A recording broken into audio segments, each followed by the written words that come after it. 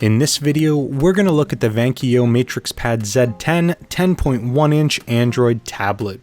We're going to go ahead and take a look at everything that it has to offer, and then we're going to put it through some performance tests with some retro emulation. This is Steve from Restalgia, and let's get started.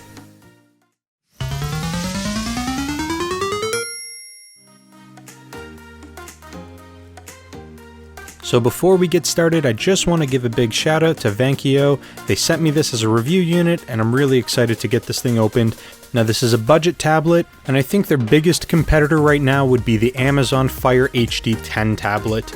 So before we jump into pricing or any of that, let's go ahead and take a look at the box. It actually has a really nice, sleek design. The box color scheme is, as you can see, orange and white, and it pretty much just tells you the very basics of what you need to know. So on the front of the box, it's just an image of the tablet, and then on the back of the box, it gives you a list of some of the important specs, including the screen size, the Wi-Fi, the cameras, and the internal component information. So let's go ahead and crack this open.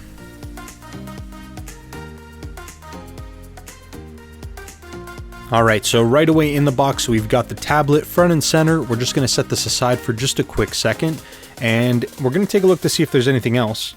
When you lift up the main panel, you're going to see that there's just a couple instruction books and a small little pamphlet that gives you information on the tablet.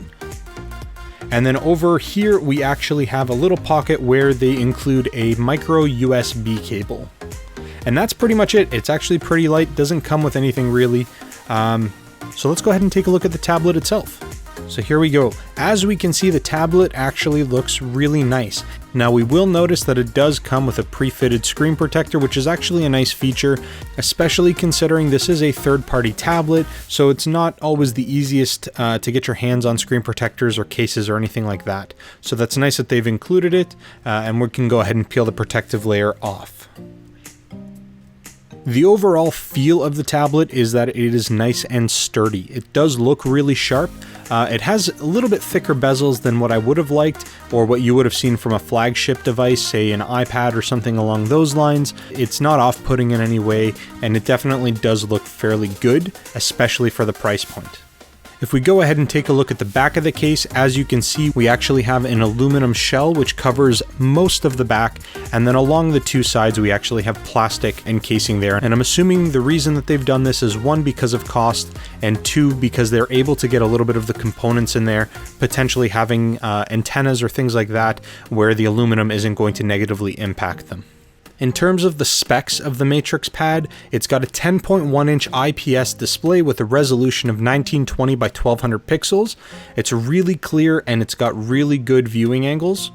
It's powered by an MT8163A quad-core processor, and it actually has 3 gigs of RAM, which is actually 1 additional gig than the Amazon Fire HD 10, which is actually really cool. The processor itself isn't a hugely amazing processor, but it's certainly not an underpowered processor, and we should get some fairly good performance out of it. In terms of the cameras, we actually have 2 of them. We've got a 13 megapixel rear camera and a 5 megapixel front camera. The rear camera is capable of capturing footage in 1080p HD, which is nice. In terms of internal memory, this device comes with 32 gigs on board, but it does have expandable memory up to 128 gigabytes with a micro SD card. So you'll have more than sufficient potential for memory if you need it. Some additional features that the tablet has is it does have a GPS antenna inside, it does run Bluetooth 4.0, and it can connect to a 2.4G or a 5G Wi-Fi network. In terms of the actual visual aesthetics of the case, when you're looking at the side of it, it is relatively low profile. It's not the thinnest tablet I've ever seen, but I've definitely seen much thicker. The design for the tablet's a little bit unique. All of the buttons and the controls are located on the top of the tablet. So if we take a look at the top of the tablet from the right hand side, moving over to the left, we have our power button, we have our volume rocker, we have our micro USB charging port, we have a 3.5mm headphone jack, we've got our micro SD card slot, we also have a mini HDMI out, and we have our microphone. In terms of what's on the back of the tablet, we just have our Vankyo logo with the basic information. We've got our rear camera. We've also got a really small reset button, which is going to be used in the event of some sort of data corruption or some sort of software reflashing. And then we have dual speakers along the bottom. In terms of its battery life, we have a 6000 milliamp battery, which should give us about 5 to 6 hours of continuous use, depending on what you're doing and the different brightness of your screen. Now, based on the interactions that I had with it, I was running some relatively heavier emulation at full blast, and all the antennas were going for both Bluetooth and Wi-Fi, and I was able to get about 3.5 hours. So I think my mileage would vary if I were to reduce some stress that I had put on it, and I think I probably could have squeezed another hour out of it. But generally, it's actually pretty good, and I'm very happy with the performance so far. In terms of the screen, I found that the display is actually really nice. The brightness was actually quite good, and you can adjust it to your liking depending on what your lighting setting is. In terms of the retail price for this tablet, it sells for about $150 US, which is actually a really good price when you take a look at all the specs that you're getting and the performance that you get out of it. Another couple really cool features that are included on this tablet is when you pull down the menu options from the homepage on your tablet, you actually have two cool features. One of them is called Eye Comfort, and when you put that on, it actually lowers the blue light levels on the screen, so it makes it a little bit easier to use later on at night, and it'll actually help not to stimulate you in the later part of your day. There's also another section called Read Mode, which essentially turns the entire screen into almost like a grayscaled screen. Very similar to what you would see if you had a Kobo reader or something along those lines if you're reading ebooks. This is a nice feature if you are going to be doing a lot of text reading. Those are just two really cool little features that were included in the software, and those are just really nice features to have in the event that you want to use them. The MatrixPad Z10 actually comes with the latest version of Android 9 Pie, which is actually really nice. The interface is really slick, and it runs really well on this device with all the specs. You've got all your basics like Google Assistant, and you can download pretty much whatever app you want right from the Play Store, so there isn't any limitations. I've heard some people say that you can't download Netflix or things like that. Now, I personally tested it, and I had no problem at all downloading any of the apps that I wanted, including Netflix, so that's really cool too. In terms of performance, regular web browsing, YouTube videos, things like that, they all came down, everything worked flawlessly, and everything rendered nicely.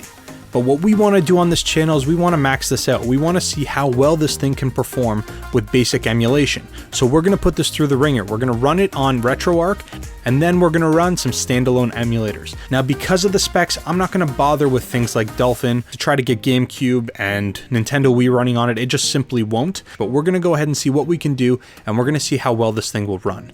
So the first thing that we're going to take a look at is the Sega Crazy Taxi Classic app that you can download right on the App Store. If you haven't done that, it is essentially just the Crazy Taxi game with ads built into it. So we're going to go ahead and download that, and we're going to see how well it runs on this tablet. Generally speaking, I'm actually really impressed. Now, I should mention that I've got a wireless controller connected to it, so that way I can control it a little bit easier, but you certainly could use the on-screen controls. I just don't like to. That being said, I was really impressed with the performance, which got me thinking I think we might actually be able to get Dreamcast running on this thing fairly decently, so we're going to go ahead and throw that into the mix as well. Before we get there though, let's go ahead and load up Retroarch and see how this thing handles basic emulation for Super Nintendo and things like that.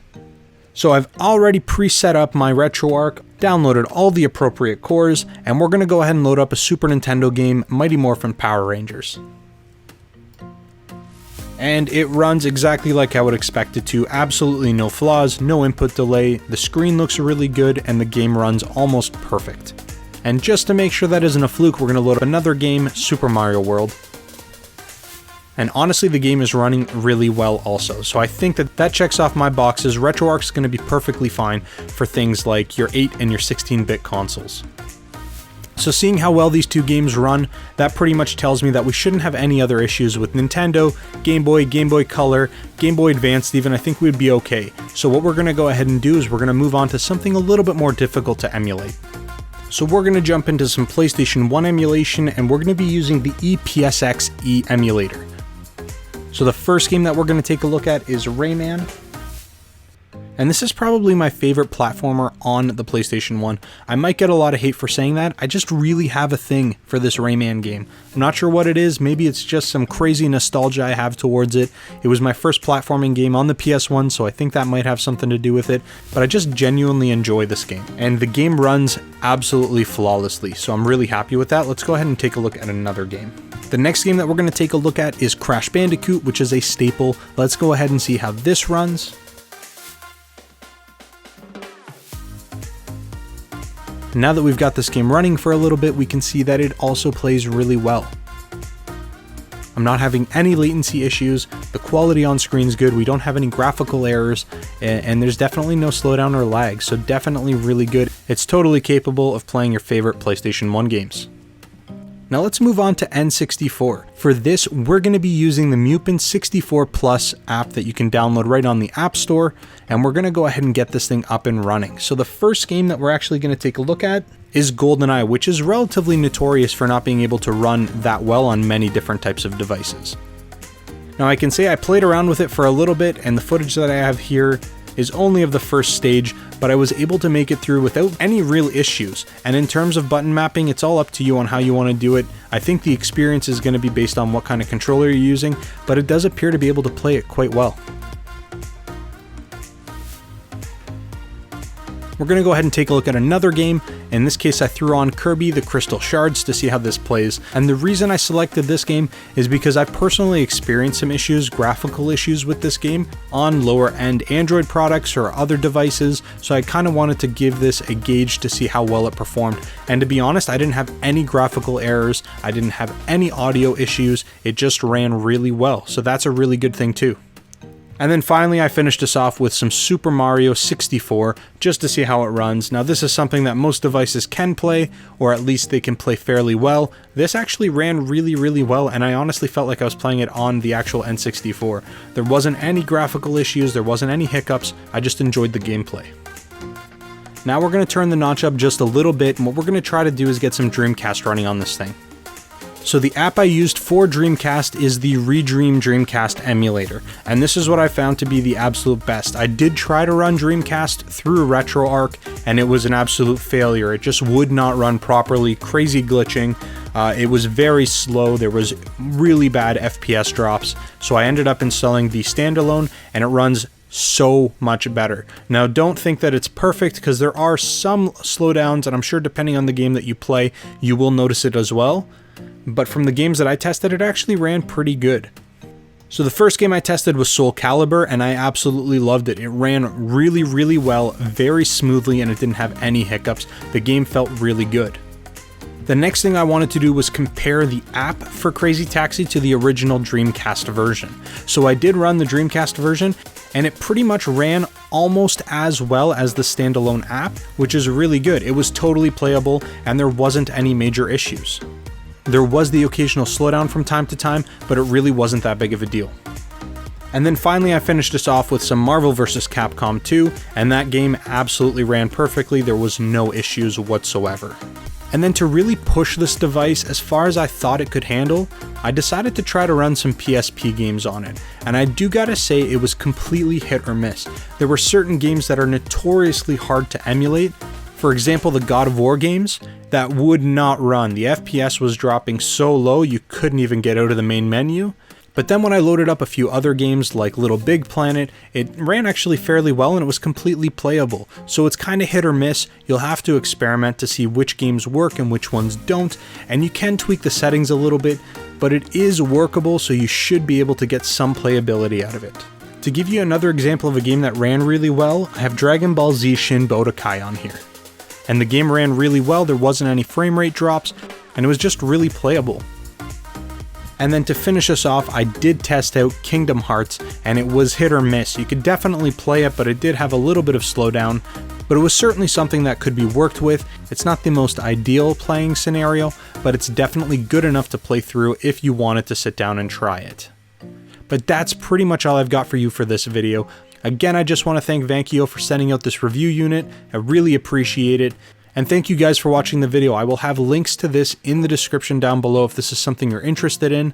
And I really do appreciate the support, Be sure to subscribe to the channel and give the video a thumbs up, and leave me a comment in the comment section below and let me know what you guys think of this tablet.